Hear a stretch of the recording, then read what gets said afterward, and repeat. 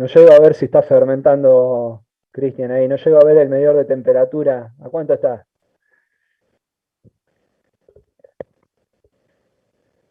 ¿Qué estás haciendo? Nada. Este domingo toca de nuevo. ¿Cómo? Este domingo me toca cocinar bien. ¿Qué estás haciendo? ¿Qué tipo?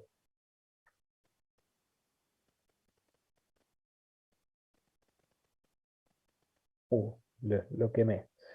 Se, se fue. Bien, ahí le comparto pantalla. Bien, volvamos al tema de la meteorología, dejemos el tema de la cerveza. Y no les doy a elegir, porque está claro cuál van a elegir. Eh, Dijimos que la troposfera era justamente la capa de la atmósfera donde, si bien sucede la liberación de los contaminantes, también tenemos la ventaja de que el movimiento de las masas de aire, recuerden, movimiento horizontal, es lo que llamamos viento, genera que los contaminantes, una vez emitidos, se dispersen y disminuyan su concentración a medida que se alejen de la fuente de emisión. ¿Ah? Es por eso que siempre vamos a encontrar que en las industrias la chimenea debería ser de una altura considerable para garantizar que los contaminantes se dispersen. La chimenea no es un simple caño que permite que los contaminantes salgan al ambiente. Es un equipo, ¿tá? Y debe ser diseñado como tal. La altura que le damos a la chimenea tiene que ser una altura suficiente para que los contaminantes se dispersen de manera adecuada. ¿Tá? Ahora bien, la dispersión de los contaminantes por esas masas de aire no se realiza solamente en dirección horizontal, sino que también hay movimiento de las masas de aire que se dan en el plano vertical. ¿Y por qué una masa de aire podría moverse en el plano vertical? Creo que ya lo hemos mencionado antes. Las masas de aire que están en contra de la superficie terrestre, como la superficie terrestre suelen calentarse y enfriarse de maneras diferenciales, pero principalmente pongamos el caso en donde estemos durante a mitad del día, obviamente la radiación solar que llega a la superficie terrestre es importante y obviamente que la masa de aire que está en contra de la superficie terrestre se calienta. Y ese calentamiento de las masas de aire que están en contra de la superficie en un determinado lugar hace que el aire esté más caliente, menos denso y ascienda. Es por eso que también tenemos ascensos y descensos de masas de aire. ¿Por qué tenemos ascensos? Justamente por el calentamiento y la disminución de la densidad. ¿Por qué tenemos un descenso? Porque obviamente un aire que sube se enfría y luego deja un volumen que tiene que ser ocupado por otra masa de aire. Ahora bien, el culpable de todo esto es el Sol. ¿Y por qué es el Sol? Porque obviamente es el que emite la radiación que llega a nuestro planeta. Pero en nuestro planeta tiene una característica también, que lo tienen casi todos los planetas, que es una pelota, ¿no? ¿Estamos? Es esférico. En realidad, casi esférico. ¿Y por qué resalto esto? Si prestamos atención a la cantidad de radiación, ahí voy a poner la pluma. Si prestamos atención a la cantidad de radiación que llega al ecuador por unidad de superficie frente a la radiación que llega en los polos por unidad de superficie, obviamente que vemos que en el ecuador está llegando más energía por unidad de superficie que en los polos. ¿Se entendió eso? ¿Sí? ¿Se entendió eso? ¿Qué quiere Sí, decir esto? profe. Bien, eso es clave.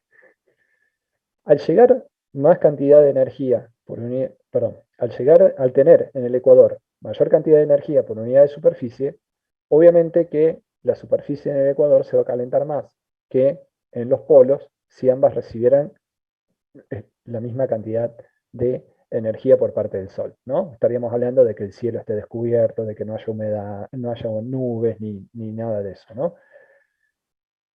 En ese caso, obviamente que la masa de aire que está sobre la superficie en el ecuador se va a calentar más que la masa de aire que está sobre la superficie en los polos.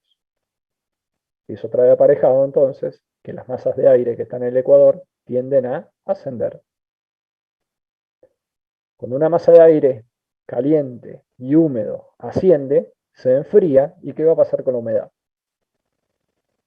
Va a condensar.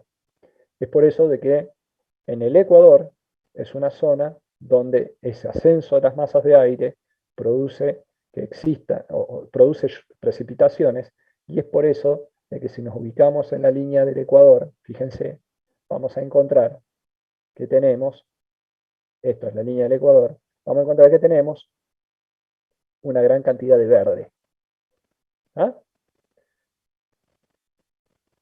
¿Estamos de acuerdo con eso?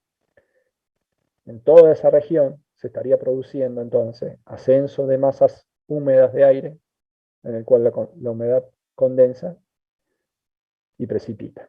Ahora bien, cuando una masa de aire pierde la humedad por condensación, ustedes saben que se enfría de una manera bastante importante. Por lo tanto, ese enfriamiento de las masas de aire que tenemos en la parte alta de la atmósfera obligaría a que las masas de aire se dirijan hacia los polos, e incluso el volumen que dejan esas masas de aire que ascendieron haría que masas de aire desde los polos se dirijan hacia el Ecuador. ¿Ah? Si esto fuera cierto, habría una sola cédula de movimiento de masas de aire para cada uno de los hemisferios. Sin embargo, la energía que está involucrada en este proceso de ascenso de la masa de aire no es suficiente como para hacer, generar un desplazamiento de tan gran distancia. Y es por eso que en lugar de existir una sola célula de circulación de masas de aire en escala planetaria, en realidad tenemos 3 células, ¿tá? Que las vemos aquí a la izquierda. O sea, esto está mal. No tenemos una sola célula, sino que el proceso se lleva a cabo en 3 etapas. Obviamente, el de la parte central, que dijimos del Ecuador, del ascenso de las masas de aire, ese se mantiene. El tema es que, fíjense que en la zona de los trópicos ya se produce el descenso de las masas de aire frío. Y es por eso que ahí se genera una célula de circulación de masas de aire denominada célula de Hadley.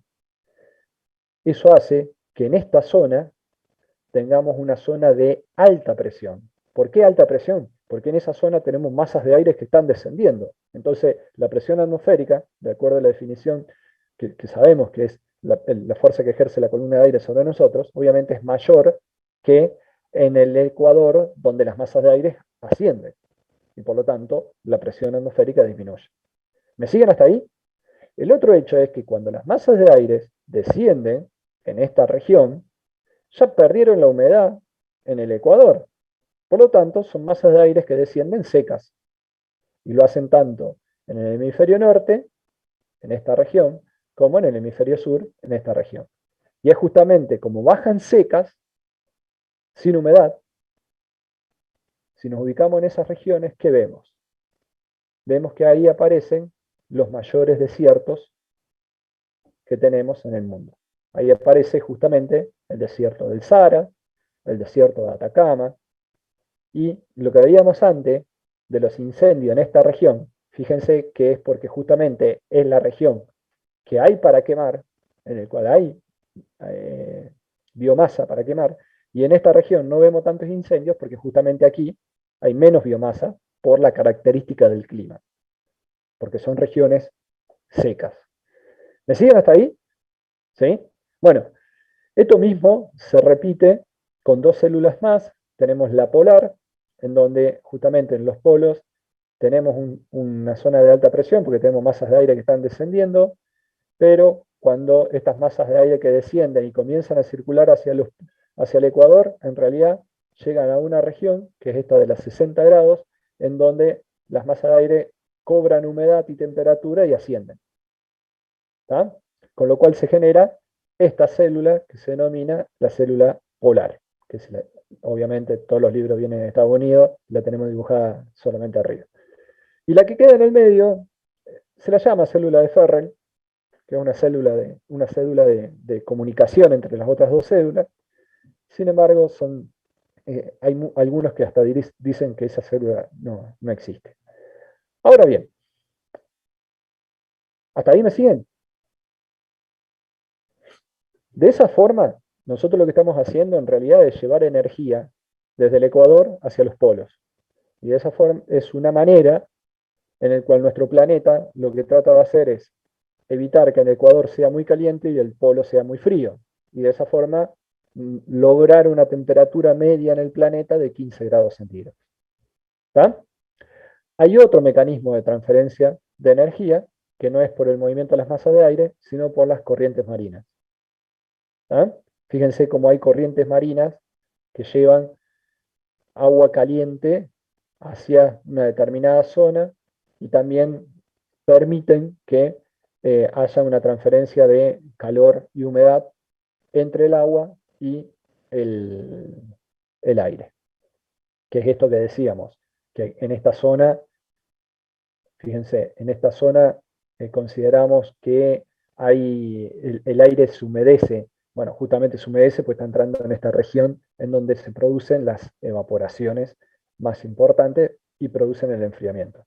Si le prestan atención a esta corriente que se habló en los últimos días, que se decía que la corriente del Golfo estaba empezando a ser impactada por el calentamiento global, justamente la corriente del Golfo es la que produce que en este punto, donde se produce la mayor liberación de energía y el agua se enfría, eso hace, es el gran motor de humedad que mantiene verde a Europa. ¿Ah? Si se llega a frenar esto, Europa seguramente se congelaría y además se secaría. ¿Ah? Es muy complejo el sistema, pero hoy en día lo tenemos bastante estudiado, lo conocemos bastante. Por eso sabemos que si la corriente del Niño, que es la que tenemos aquí, tiene desviaciones de temperatura negativas, eso produce sequías en Argentina, y si tenemos desviaciones positivas, produce lluvias, ¿tá? Que es el niño y la niña que deben haber escuchado hablar en algunos lugares. ¿Tá? Ahora bien, en esta zona donde bajan los vientos que dijimos que se generan en las zonas de alta presión, son lo que se denominan los anticiclones. O sea, el aire que desciende ahí, en realidad nosotros sabemos que no se dirige, esperen que voy a borrar un poquito, porque nosotros estaríamos diciendo, de acuerdo a esto, a este modelo, que habría una corriente de aire que iría desde los polos hacia el ecuador. Pero acá aparece un fenómeno que ustedes deben haber visto en física 2, que se llama Coriolis. ¿Recuerdan? ¿No vieron el efecto Coriolis? Sí, lo vieron. ¿No? ¿No van más? Bueno, en mi época nos hacían estudiar el efecto Coriolis. Ustedes saben que el planeta gira, ¿no? Gira así. ¿Ah? Ese giro hace que si yo largo una canica, una bolita, no sé cómo le dicen, la de jugar, la que usábamos de niño para jugar. No, ustedes ya ni lo usaron, usan la Play. Pero si tirásemos una pelotita, vamos a decirlo así, de esta zona hacia el centro, como esto gira, la pelotita haría este movimiento. ¿Se entiende? Ese es el efecto Coriolis.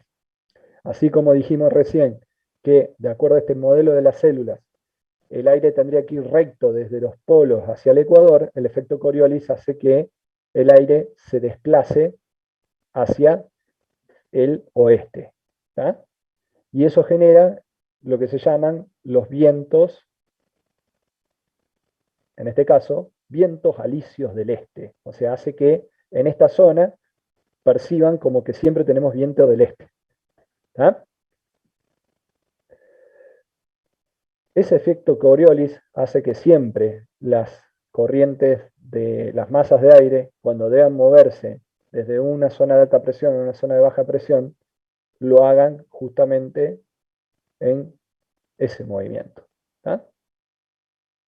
Bien.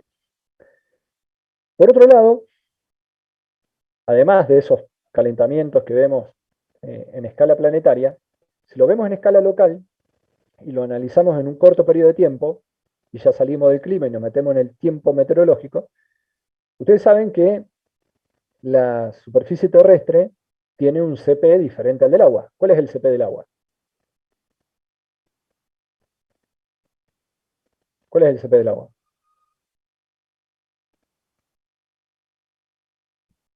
Nadie me contesta. Chat. Ah, no, ni hablan. Un, una caloría por gramo por grado centígrado. ¿Qué significa eso?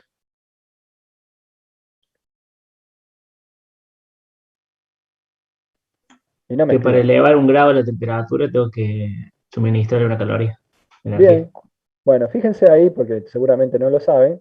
Este es el CP de otros materiales. Fíjense la arena o el granito, arena básicamente, que es lo que podemos tener en el terreno. El CP es 0,19. ¿Qué quiere decir esto? Que la superficie terrestre se va a calentar más rápido, se va a calentar y enfriar más rápido que el agua. ¿Se entiende eso? ¿Se entiende? O sea, si llegan, imagínense una cierta cantidad de energía acá durante el día, como este tiene un CP más bajo, este va a elevar más su temperatura que el agua, ¿o no? ¿Sí? ¿Sí o no? ¿Me Sí, siguen? profe. Sí. Sí, bien. Entonces, si la Tierra se calienta más rápido, la Tierra se calienta más rápido y se enfría más rápido que el agua. ¿Qué quiere decir esto?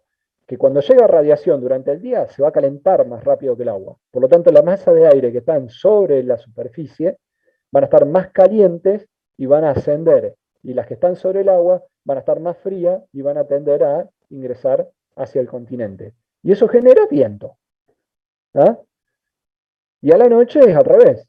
¿Por qué? Porque a la noche, cuando ya no llega radiación del sol, la Tierra se enfría más rápido, porque de paso emite radiación infrarroja, se enfría más rápido que el agua, y por lo tanto la temperatura del aire que está sobre el agua va a estar más caliente que la que está sobre el continente. Entonces ahora este va a subir y la masa de aire del continente va a ir para allá. Por eso, si vemos esta foto va a ser, fíjense, continente agua. Por ejemplo, Central Térmica Puerto en Buenos Aires, en Capital Federal, ¿ah? Cerca de Retiro. Si van en colectivo ven que está la central térmica ahí. Si miran las chimeneas, deberían ver que durante el día es muy probable que el viento sea hacia el continente y durante la noche sea hacia el mar, que es justamente lo que vemos acá. Esta foto debe ser a la tardecita noche. ¿Está? ¿Y qué tiene? ¿Por qué les aclaro esto? Porque justamente si nosotros tenemos masas de aire que se elevan, por más que los contaminantes vengan hacia el continente, los contaminantes se van a dispersar también por ese movimiento vertical de aire. Y durante la noche, que en lugar de tener un ascenso de las masas de aire, vamos a tener aire bastante quieto sobre el continente, tenemos la ventaja de que el viento lleva a los contaminantes hacia el otro lado. ¿Se entendió esto? Bien. Digamos que conviene tener cerca de la costa, tener las plantas, digamos, ahí. Algo Sí, así. el tema es que en las ciudades hay muchas cuestiones. O sea, esto es un ejemplo que lo paso ya al modo extremo, pero, por ejemplo, la ciudad y los alrededores. Si vos tomás la ciudad es un gran bloque de hormigón y los alrededores es una tierra cultivada, ¿no? Verde, por decirlo de una forma. A ver que vuelva a la imagen que se me fue. No sé por qué. Ahí está. Fíjense acá, ¿no? Si vemos, eh, sí, tomemos este, por ejemplo, frente al granito. O sea, lo que veríamos es que la ciudad tendría un calentamiento más grande durante el día que los alrededores y eso podría hacer que suceda justamente este calentamiento, ¿no? Que estos movimientos desde que vengan del aire de afuera hacia la ciudad y así sucesivamente. Igual, si tenemos una montaña que está ubicada de norte a sur, que dicho sea de paso, es lo más común, ¿eh? Todos los cordones montañosos más importantes los tenemos de norte a sur. ¿Y por qué recalco esto? Porque si una montaña está de norte a sur, significa que sus laderas están apuntando hacia el este y el oeste. ¿Ah? Imagínense la cordillera de los Andes, ¿no? Que esta sea la cordillera de los Andes. Durante el día, las primeras horas del día, el sol le da de este lado. A la tardecita, el sol le da de este lado. ¿Ah? cuando el sol da de este lado a la mañana, este está a oscuras. Entonces, acá el aire que está de este lado de la cordillera va a tender a calentarse y va a tender a subir. Y este que está frío, que va a estar oscuro, va a ser aire frío que va a tender a descender. Por eso de un lado de la cordillera podemos tener dirección de viento en una dirección y del otro lado tenerlo para el otro lado. ¿Ah? ¿Se entiende? ¿Se entendió eso? ¿Sí? Bien. Esto que decimos de las masas de aire justamente se definen por lo que se llama la estabilidad atmosférica. Si nosotros tomamos una masa de aire, consideramos de la atmósfera, ¿no? Acá baja, que nos rodea, analizamos una masa de aire y la consideramos como que es una fracción, una parcela, que no transfiere energía con el resto del aire que la rodea, porque el aire es un mal conductor de la energía térmica, eso ya lo saben, ¿no? Es decir, que consideramos que esa parcela se comporte de manera adiabática. Si esa parcela comienza a ascender, podríamos determinar, por leyes de la termodinámica, que se enfriaría por los cambios de presión, o sea, al ir disminuyendo la presión, iría disminuyendo la temperatura, y si lo hace sin condensar agua, la velocidad de enfriamiento sería de 10 grados cada 1 kilómetro. ¿Ah? Esos 10 grados con 1 kilómetro es lo que veíamos antes dibujado en la atmósfera, en la primera filmina de todo, cuando vimos que la temperatura disminuía con la altura. ¿Se acuerdan? Lo estaría haciendo de manera teórica y sin condensar agua con esa velocidad. ¿Qué quiere decir esto? Que si nosotros analizáramos la temperatura de la atmósfera, la estructura térmica de la atmósfera, podríamos realmente determinar cuál es la variación de la temperatura con la elevación, que es lo que vemos justamente acá. ¿Tá? Por lo tanto, si nosotros mandamos una sonda que va midiendo temperatura con la altura y determinamos que el perfil es semejante a este, esto quiere decir que la atmósfera está en condiciones totalmente inestables. ¿Por qué? Porque la atmósfera que tenemos en este momento va a permitir siempre que una masa de aire que se caliente en un determinado lugar pueda ascender. ¿Por qué? Porque la masa de aire que se calienta ascendería con una velocidad de enfriamiento con este gradiente, ¿no? Con ese perfil. Lo cual quiere decir que si nosotros vamos a cualquier altura, tendríamos que la masa de aire caliente, que se calentó en un punto porque hubo un calentamiento diferencial, va a estar siempre más caliente que el aire que lo rodea. Y por eso la masa de aire que comenzó a subir va a seguir subiendo hasta que llegue a un punto en donde, si es así constante en todo el perfil de la troposfera, esa masa de aire va a llegar hasta la parte alta de la troposfera. Por lo general nunca es así. ¿Tá? ¿Se entendió eso? ¿Sí? ¿Cómo hago yo para saber el perfil que tenemos?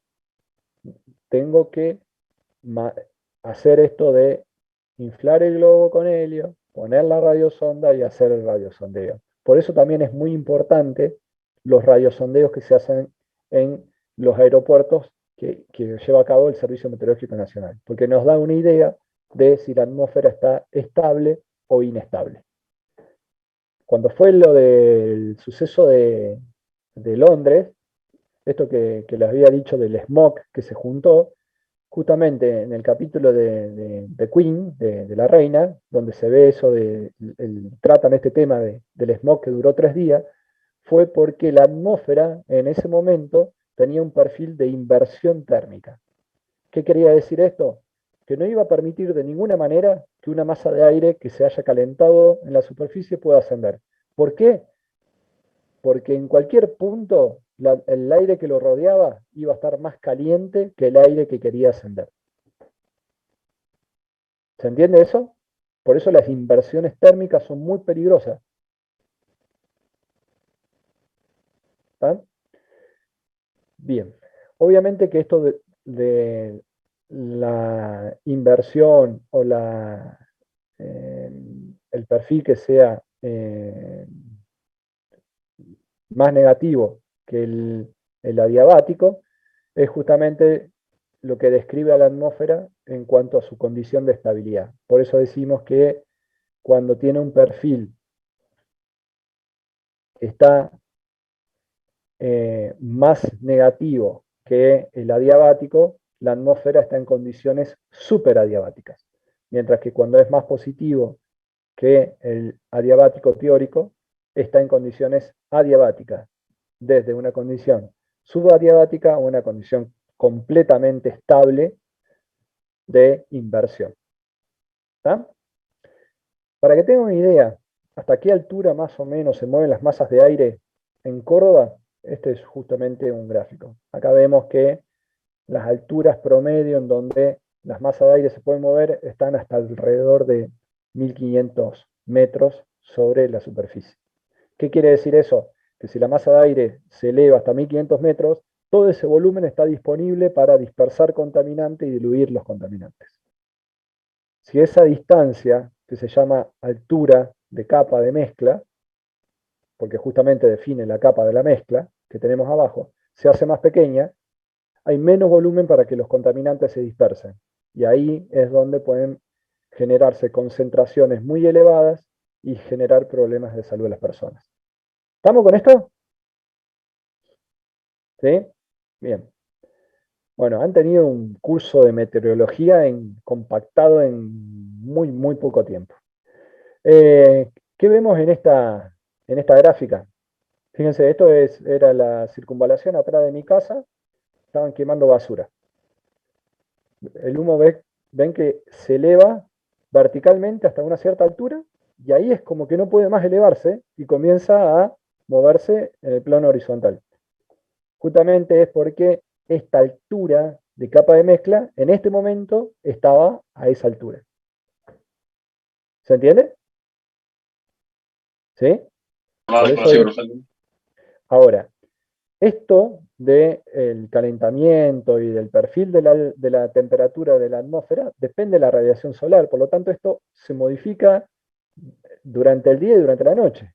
Ahora, a la noche, que no tenemos radiación solar, las alturas de capa de mezcla son bien bajas. Y de día, donde tenemos radiación solar, las alturas de capa de mezcla aumentan. Por eso también lo vemos con las estaciones del año. En verano y primavera, nosotros en nuestro hemisferio recibimos mayor cantidad de radiación, entonces tenemos alturas de capa de mezcla más altas. Y en otoño e invierno, donde tenemos menos radiación, o sea, el Sol, por la posición de nuestro planeta, nos ilumina con menos cantidad de energía por unidad de superficie, las alturas de capa de mezcla son más bajas. Es por eso que en invierno es cuando los fenómenos de contaminación en nuestro hemisferio pueden llegar a suceder de manera más severa. ¿Estamos? ¿Sí? Ustedes habrán visto que los arranques de plantas suelen suceder en enero. ¿Eh? O sea, las paradas y arranques de plantas suelen suceder en enero. Es fantástico que suceda en enero, porque si en ese momento se llega a producir una liberación de contaminantes importante, justamente es la época del año donde los contaminantes más se dispersan. ¿Estamos? Bien. Ahora, ¿qué es la contaminación del aire? Obviamente que esto ya lo habíamos hablado, creo que habíamos dicho, vendría a ser la concentración de un contaminante en un lugar y en concentraciones que no son las normales, ¿no? Sin embargo, ¿cuál es la composición normal del aire? Y eso es imposible decir cuál es la composición normal del aire, porque el aire se ha ido modificando su composición con el correr de los años. Y un ejemplo de ello ya lo vimos con el dióxido de carbono. Cuando sacaron esta legislación allá en el año 96, planteaban de que la concentración de dióxido de carbono estaba en 300 ppm. Y yo les mostré recién que hoy en día tiene que buscar 350, 360 ppm. ¿Ah? Entonces no podemos darla por diciendo una definición tan genérica como las que le dije recién. Tenemos que buscar una definición más, más acotada, más realista. Y es por eso de que, por lo general, contaminar para una industria es emitir un contaminante por encima del valor legal. Por más que es una definición totalmente odiosa. Uno no puede decir que contamina si emite por encima del valor legal y si está por debajo del valor legal no contamina. Ahí les estoy dando un ejemplo. Fíjense, si tenemos un valor guía, un valor legal de 100 unidades de un X contaminante, y una planta emite 101 y la otra 99, no podemos decir que la que emite 101 contamina y la de 99 no, porque el aporte al ambiente realmente es muy semejante y el impacto ambiental seguramente va a ser muy semejante. Pero desde el punto de vista legal esto es así. Y lo primero que tenemos que hacer siempre es garantizar el cumplimiento de la legislación. Para ello, primero tenemos que tener en claro cómo es el proceso de contaminación del aire. Primero, los contaminantes del aire se suelen clasificar en dos grandes familias y de dos maneras. Una es por su estado físico, obviamente los contaminantes que son sólidos reciben el nombre de material particulado y lo que son gases reciben el nombre de contaminantes gaseosos. Pero además existe otra forma de clasificarlos en primarios y secundarios. Y esta es muy importante. ¿Qué son los contaminantes primarios? Los contaminantes primarios son aquellos que se emiten directamente a la atmósfera desde una fuente de emisión. ¿Ah? Sin embargo, en la atmósfera ya vimos que pueden ocurrir un montón de reacciones. Vimos el ejemplo de la lluvia ácida, en donde un dióxido de azufre se puede transformar en trióxido de azufre y finalmente en ácido sulfúrico. Entonces, en el caso del ácido sulfúrico, estaríamos diciendo de que no es un contaminante primario, sino que es un contaminante secundario, ya que se generó a partir de un primario. ¿Se entiende eso? En las fuentes de emisión, que es justamente lo que podemos tener en nuestra planta, en nuestra industria, lo que vamos a hacer siempre es evaluar a los contaminantes primarios que estamos volcando a la atmósfera y para ello tenemos que llevar a cabo mediciones de emisión. Mientras que si queremos evaluar el impacto en un determinado lugar, porque queremos hacer un análisis de riesgo, y vamos a analizarlo en el receptor, en realidad ahí lo que tendremos que analizar son tanto los contaminantes primarios como los contaminantes secundarios. Un contaminante secundario muy estudiado es el ozono, porque el ozono es uno de los contaminantes más peligrosos que forman parte del smog urbano. Pero el ozono en realidad se genera en la atmósfera a partir de los óxidos de nitrógeno y los compuestos orgánicos volátiles y el monóxido de carbono. Entonces, en realidad yo no voy a analizar ozono en una chimenea. Es muy raro, salvo que sea un horno de arco eléctrico, el que puede en su proceso, por el voltaje que emplea, generar ozono a través del oxígeno del aire. ¿Se entiende? Es muy raro, ¿no? Si un contaminante secundario no lo vamos a ir a buscar en la fuente de emisión. Lo tenemos que analizar sí o sí en el lugar de donde está el receptor, en donde ya sabemos que los contaminantes primarios, por reacciones fotoquímicas o lo que sean, pueden haber dado lugar a ese contaminante secundario. De todas maneras, ya vimos que estamos aprendiendo de los procesos que suceden en la atmósfera y por eso ya existen hoy en día modelos de dispersión de contaminantes con los cuales nosotros, conociendo la fuente, podemos predecir cuál es el impacto en los receptores. ¿Ah? Hay modelos muy sencillos en donde podemos modelar cuál es la concentración en un determinado punto, a una cierta distancia de una chimenea, dependiendo de las condiciones de funcionamiento de la chimenea. Obviamente esos modelos los podemos utilizar para hacer un diseño de chimenea correcto. ¿Están? Bien. Ejemplo de contaminantes primarios y secundarios. Acá tenemos varios. Básicamente, todo lo que son gases de combustión, productos de combustión, tanto gases como partículas, son considerados contaminantes primarios. Tenemos hidrocarburos, compuestos orgánicos volátiles, metales, etc. Es decir, todo aquello que podemos emitir directamente en la atmósfera.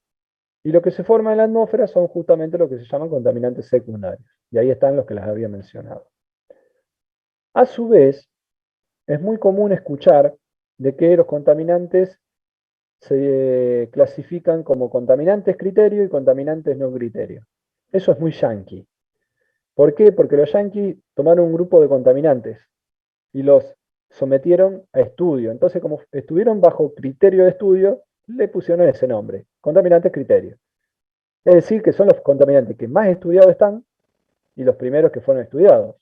Entre eso tenemos el monóxido de carbono, dióxido de azufre y los óxidos de nitrógeno. De nuevo, los gases de combustión. El ozono, el material particulado, los compuestos orgánicos volátiles y metieron el plomo. ¿Por qué metieron el plomo? Porque cuando empezaron a analizar justamente estos contaminantes, lo empezaban a hacer porque observaban que el smog urbano estaba afectando la salud de las personas. Y en ese momento la nafta se usaba aditivada con plomo. Se usaba tetraetilo de plomo como antidetonante. Pero eso ya desde la década del 90 que no se usa más. Fue reemplazado por los oxigenados, el MTB, el TAME, etc. Y es por eso que hoy en día medir plomo ya no tiene mucho sentido, salvo que sea una planta fundidora de plomo, ¿no? Fíjense entre lo que son las ciudades más contaminadas a nivel mundial. Ven que tenemos, es muy conocido el tema de Santiago de Chile y de Ciudad de México, que son ciudades que están altamente contaminadas en cuanto a lo que es aire. Pero en realidad no es porque estén emitiendo mucho, en algunos casos, como es el caso de Santiago de Chile, sino porque la ubicación de la ciudad de Santiago, Santiago está en un pozo. ¿Ah? Al estar en un pozo, imagínense lo que le pasa con el tema de los movimientos de las masas de aire verticales y horizontales. Son muy difíciles. Entonces eso no es que emiten mucho, sino es que se dispersan poco. Si nosotros vamos a Buenos Aires, que es una ciudad que está al lado del mar, obviamente que la dispersión de los contaminantes es muy buena.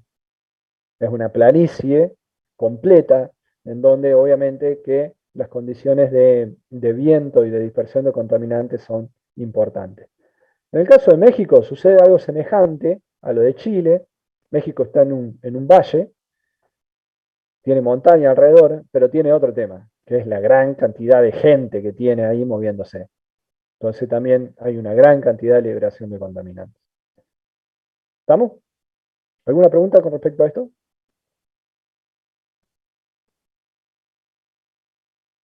¿No? ¿Cuántos quedan vivos? ¿30? ¿Son las 9? Ok. Vamos a mostrar algo más interesante, así se despierta un poco. Vamos a hacer...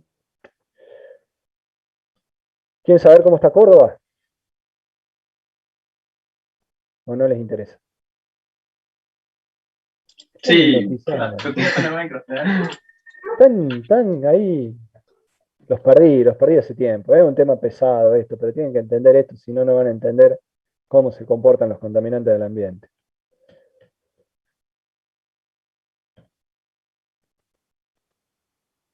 Vamos a distraernos un poco.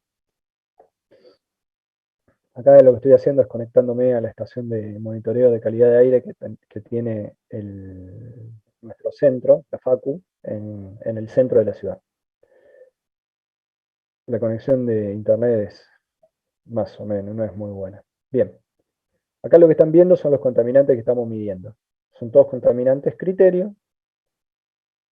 El óxido nítrico, el dióxido de nitrógeno, el monóxido de carbono y las partículas son contaminantes primarios y el ozono es un contaminante secundario.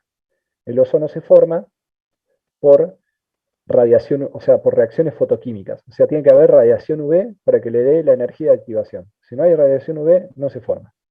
¿Ah? Si prestamos atención a esto, vemos que durante el día tenemos un perfil parecido a esto. Cuando comienza a despertarse la ciudad y que tenemos un alto tránsito vehicular, mañanero, ahí 8 o 9 de la mañana, fíjense cómo los contaminantes asociados a los gases de escape de los autos comienzan a aumentar, principalmente hablando de el óxido nítrico, y seguramente si pongo acá el monóxido de carbono, va a suceder algo semejante. Acá está el monóxido de carbono. ¿Ven? Sucede algo semejante. Después, durante el día, comienza a mantenerse ahí relativamente estable. Esto es un día normal. Si esto fuera si estuviéramos un sábado, me tocó dar clase el sábado pasado y este perfil no estaba. El perfil se había dado a las 12 de la noche, porque estaba todo el mundo de joda, entonces estaban moviendo gran cantidad a esa hora, y no tan poquito como vemos acá. Ahora bien, ¿qué pasa con el ozono? El ozono se forma a partir de los óxidos de nitrógeno y del monóxido de carbono, pero necesita radiación solar. Si no, se genera muy poco. Entonces, ¿qué va a pasar con el ozono? ¿En qué momento se va a generar el mayor pico? ¿Qué se imagina? Durante el Y me día. suena que a las 12 del mediodía.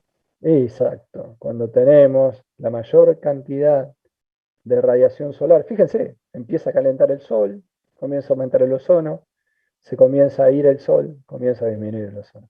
Está bueno, ¿no?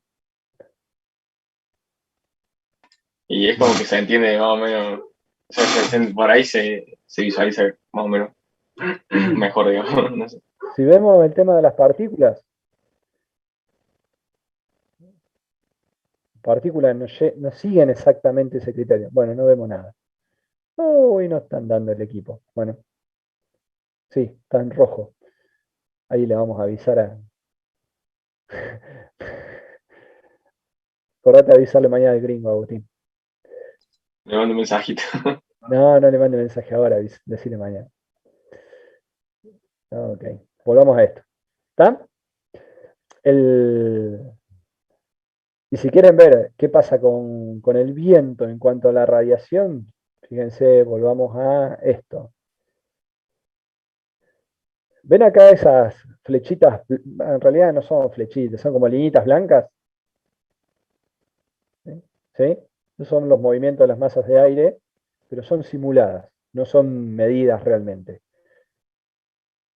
Cantidad de incendios que hay es una locura, ¿no?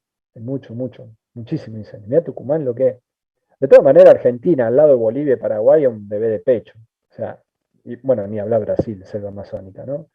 Pero lo que es acá Paraguay y Bolivia es siempre muy importante. El tema de la velocidad del viento. Fíjense, vamos a verlo bien acá, bien local.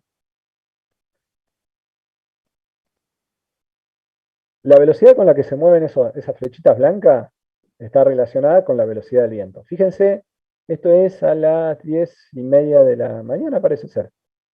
Si yo a ver, si me voy al mediodía, fíjense que parece que en cierta medida se mueven con una velocidad importante. Y si me voy hacia la noche, fíjense cómo la flechita blanca cada vez se mueve más lento en esta zona, ¿no?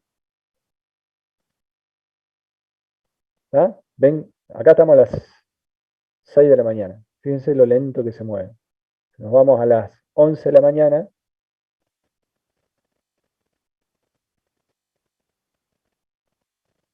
También no se mueven tan rápido. O sea, hoy no... sí, pero se mueven un poco más lento, más rápido. 11 kilómetros por hora.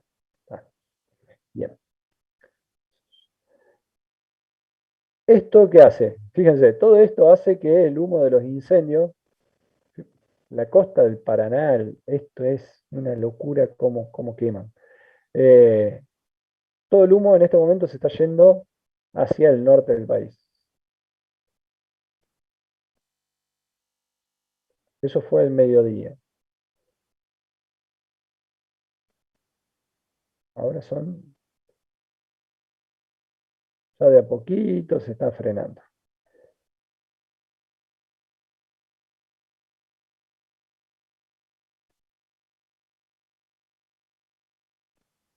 Bien. Sí, no ayuda mucho a lo que les quería mostrar cómo está la situación ahora. Fíjense esta gran masa de aire acá, que se inyecta hacia el continente y sale desplazada rápidamente para allá. ¿Por qué se imagina? ¿Qué hay acá? La cordillera. Acá tenemos la zona más alta de la cordillera. Eso genera tiene un impacto muy, muy grande. Bien, dejamos esto, volvemos a la clase, pues ya están aburridos, yo me quiero ir, ustedes también. La normativa de calidad de aire. Esto después véanlo tranquilos, pero de nuevo se repite el hecho de que los contaminantes primarios o básicamente los criterios son los que están legislados. Estos son los valores legales en calidad de aire. Si ustedes quieren saber cuánto se puede emitir por una chimenea, tenemos que ir a las normas de emisión. Y esto es lo que podemos volcar desde una chimenea. Esto quiere decir que lo primero que tenemos que hacer cuando entramos a trabajar es garantizar que estos contaminantes, si están siendo emitidos por nuestra chimenea, estén por debajo de estos valores. ¿Está? ¿Qué pasa si no están por debajo de estos valores? ¿Qué harían?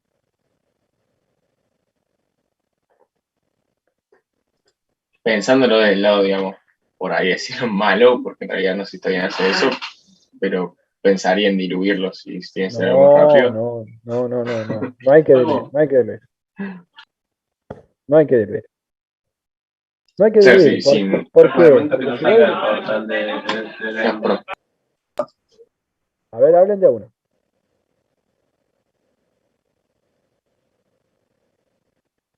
Ahí, ¿quién pregunta? En la mañana, es una pregunta ahora.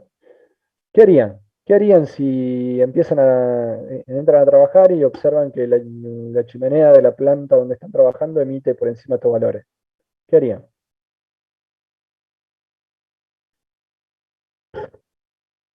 ¿Alguna idea? ¿Qué vimos en jerarquización de residuos? ¿Qué dijimos? Si bien no es un residuo peligroso, sigue siendo un residuo que estamos liberando a la atmósfera. ¿Y qué es lo primero que tenemos que intentar hacer con un residuo? Evitar Que no se genere. generarlo. Entonces, lo primero que tenemos que hacer es analizar el proceso para ver si lo podemos evitar generar. Yo no digo que no se genere, evitar generarlo en altas concentraciones. Por ejemplo, si estamos emitiendo mucho monóxido de carbono, y ustedes dicen, bueno, pero el monóxido de carbono es tóxico, y no, no es tan tóxico. Bueno, ¿qué problema hay? Ah, sí, hay un problema. ¿Sabe cuál es el problema? Que si estás emitiendo monóxido de carbono de una combustión, estás liberando a la atmósfera combustible sin quemar. Por lo tanto, no está siendo eficiente en la combustión. Con menos combustible podría llegar a generar la misma cantidad de vapor. Entonces, ese es un claro ejemplo en donde la eficiencia ambiental y la eficiencia de un proceso van de la mano. ¿Se entiende? Bien, entonces lo primero que tendría que hacer es tratar de generarlo en esos niveles. Si no hay manera de generarlo en esos niveles, no me va a quedar otra que instalar un sistema de tratamiento de gases. Un sistema que evite que el contaminante se libere en esas concentraciones. ¿Estamos? Y es justamente lo que vamos a hablar la próxima clase. Los sistemas de tratamiento de gases. Bien. Cuando hablamos de partículas, contaminantes sólidos, lo que tenemos que tener en cuenta es que, por lo general, los contaminantes sólidos están regulados dependiendo su tamaño. Si prestamos atención a la filmina, no, estoy yendo para el otro lado, a esta, fíjense que tenemos que el PM10 es material particulado, pero también tenemos PM2.5. ¿Por qué tenemos reglamentado dos tipos de material particulado? Justamente porque el material particulado, cuanto más pequeño es, más profundo puede penetrar en nuestros pulmones y generar un daño. ¿Está? Si bien nuestro sistema respiratorio, creo que esto ya se los comenté, ¿no? Las defensas que tiene nuestro sistema respiratorio, lo vimos en la clase de toxicología. Nuestro sistema respiratorio está preparado para detener físicamente partículas grandes. Sin embargo, partículas pequeñas pueden llegar hasta el fondo de nuestros pulmones e incluso alcanzar los alvéolos y de esa forma transmitir contaminantes hacia la sangre, pero también genera problemas respiratorios propios de irritación, tos, asma, etc. Cuando hablamos de partículas, estamos hablando de partículas muy, muy pequeñas. Por eso se suele decir que hay un material particulado grueso que es el PM10, que son aquellas partículas que tienen hasta 10 micrómetros de diámetro.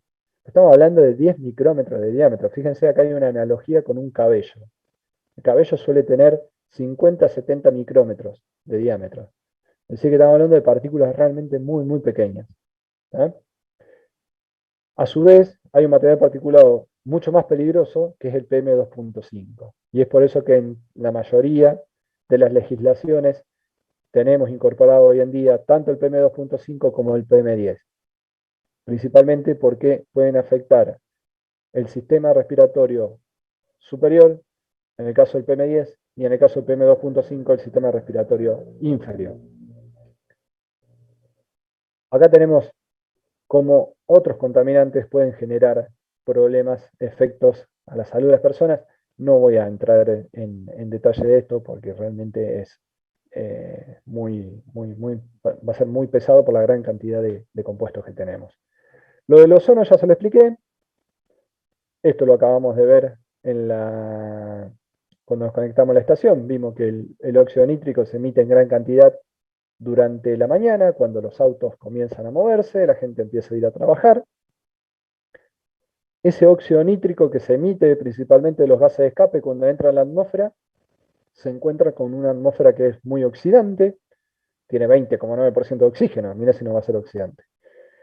Entonces ese óxido nítrico comienza a oxidarse en dióxido de nitrógeno. Y ese dióxido de nitrógeno y los compuestos orgánicos volátiles comienzan a reaccionar, no entre ellos, o sea, entre ellos, pero así también en ciclos propios y generan ozono. No voy a entrar en ese detalle porque realmente es muy, muy tedioso. El ozono en la superficie, el ozono que encontramos en la ciudad formando parte del smog, es un contaminante. Por eso siempre se dice que hay un ozono bueno y un ozono malo. El ozono bueno es el que está en la estratosfera, que es el que nos protege de los rayos ultravioleta. Y el ozono malo es el que respiramos cuando tenemos una elevada concentración de smog urbano. ¿Por qué es malo? Porque el ozono, ustedes saben que es un oxidante muy, muy potente y genera, por lo tanto, un efecto muy importante de respiratorio en las personas. Ustedes saben, por ejemplo, el tratamiento de agua para desinfección, la primera desinfección que se hace de un agua que va a ser potabilizada es con ozono, porque es un oxidante muy fuerte. Además, Aguas Cordobesa tiene una planta generadora de ozono para inyectarle ozono al agua para hacer la primera desinfección del agua cruda que viene del lago. Entonces, ahí sabemos que es una sustancia, un oxidante fuerte. Si nosotros lo respiramos, obviamente que nos genera problemas de irritación y demás, pero también afecta a la flora que tenemos alrededor de las ciudades. Se han observado que hay pérdidas de cultivos debido a altas concentraciones de ozono que que se producen en la ciudad y que luego son llevadas hacia las afueras de la ciudad debido al viento, ¿no? Cuando hablamos de fuentes de contaminación, perdón que vaya rápido, pero son las 9:15 y quiero ya terminar. ¿Les quedó alguna duda de lo que vimos anteriormente? ¿No? Por favor, deténganme, que los veo muy, muy cansados hoy. En lo que serían fuentes de contaminación, siempre las vamos a clasificar en fuentes móviles y en fuentes estacionarias. Las fuentes estacionarias son las que más se le presta atención y las que más reguladas están. Las fuentes móviles se tratan de regular. Por ejemplo, el ITB que se creó en Córdoba justamente para regular las emisiones de las fuentes móviles. Era un mecanismo por el cual se obligaba a que en una inspección se lleve a cabo una inspección vehicular que no solamente vea el estado físico del auto, sino que además se evalúe las emisiones de gases contaminantes. Es por eso que cuando ustedes van a hacer el ITB, van a ver que en la última etapa, cuando ya están más adelante, le colocan una sonda en el caño de escape y le analizan los gases de escape. ¿Ah? Es una buena forma de controlar a las fuentes móviles. ¿Por qué no se la puede controlar de otra forma? Por ejemplo, analizando lo que emite cuando circula en la calle, porque es muy complejo hacerlo. En cambio, con una inspección técnica es más fácil. En cambio, en la fuente estacionaria, como son muchas menos y están todas quietitas, es más fácil ir y medirla en el lugar mientras están funcionando. Y cuando hablamos de fuentes estacionarias estamos hablando de chimeneas, como así también fuentes de área, que son aquellas que tienen dos dimensiones en el espacio, como puede ser un parque de áridos en donde estén arrojando y almacenando áridos, o qué sé yo, el lugar donde están disponiendo el azufre para hacer el ácido sulfúrico en Fábrica Militar Río Tercero. Si ustedes lo miran, es una superficie muy grande y todo eso puede estar llegando a generar partículas. Si bien no es una chimenea, también se lo considera como una fuente de emisión y en este caso una fuente de área. Bien, otra forma de controlar las fuentes móviles, además de la inspección técnica, es controlando la calidad del combustible. Por eso habrán visto que constantemente se trabaja en mejorar la formulación de los combustibles. Como así en el pasado se hizo ese gran cambio entre el plomo con los oxigenados, hoy en día habrán visto de que, por ejemplo, la calidad de un diésel se mide directamente por el contenido de azufre. Ustedes saben que un diésel premium tiene menos de 50 ppm de azufre y un diésel común tiene más de 50 ppm de azufre. Y ellos lo saben porque les he dicho que si tienen un auto diésel y usan combustible con azufre, le tapan los inyectores y tienen gastos mayores de mantenimiento. No solamente es eso. Ese azufre que está en el combustible pasa directamente al aire y se emite como un contaminante. Por lo tanto, controlando la calidad de los combustibles es otra forma de controlar las emisiones de las fuentes móviles. Las fuentes móviles tuvieron un gran avance también cuando se desarrolló la tecnología de los catalizadores de los caños de escape. El catalizador de caño de escape justamente lo que hace es tratar de convertir catalíticamente los contaminantes que salen de la combustión, como puede ser el óxido nítrico, en un contaminante más amigable, como puede ser otro NOx, ¿no? Pero el monóxido de carbono lo podemos convertir en dióxido y así sucesivamente. ¿Está? ¿Alguna vez vieron un catalizador de un caño de escape? ¿O nunca le prestaban atención? ¿Ustedes ya hicieron catálisis? ¿La materia de ¿Qué catálisis? estamos haciendo ahora? Ah, bueno, seguramente le van a mostrar un catalizador de un caño de escape. ¿Con quién lo están haciendo? Con Marcos Gómez Costa y... Sí. Ah, no, ¿no? Marco, creo que no está. No está, ¿cómo es que se llama esta chica? Sí, es un panal de abeja. Ahí está Ramones. Beltramones. Beltramones. Pregúntenle por los catalizadores de los caños de escape. ¿Ah? Ellos conocen bastante. Bien. Que son de tipo panal de abeja. ¿Eso les suena? ¿Tipo panal de abeja? Bien. Bueno, gente, creo que con esto estamos. Sí, hoy fue denso. ¿Ah? La semana que viene va a ser un poquito más liviana. Hoy lo que hemos visto entonces es cómo los contaminantes se dispersan en el ambiente. La semana que viene vamos a ver cómo controlar la emisión de contaminantes. ¿Estamos? Vamos. ¿Sí? Bueno, profe. Vamos.